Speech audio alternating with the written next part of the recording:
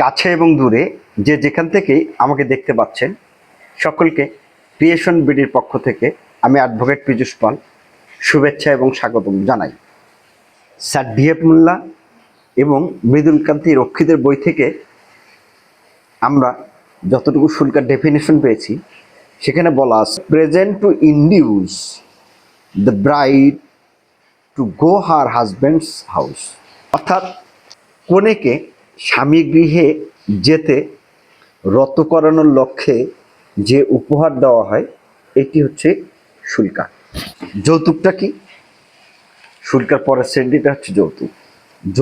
Gift made at the time of marriage, অর্থাৎ বিবাহের সময় যে সমস্ত উপহার দেওয়া হয় সেটি হচ্ছে যৌতুক।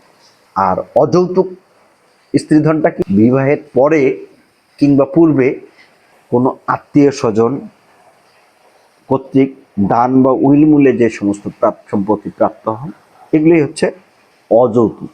এই যে 4 প্রকারের স্ত্রীধন, এই 4 প্রকারের স্ত্রীধনের উত্তরাধিকার কে হবেন? নিশ্চয়ই পরের পর্বটি আপনাদের জন্য অত্যন্ত গুরুত্বপূর্ণ হতে যাচ্ছে। আপনাদেরকে দেখার আমন্ত্রণ রইল।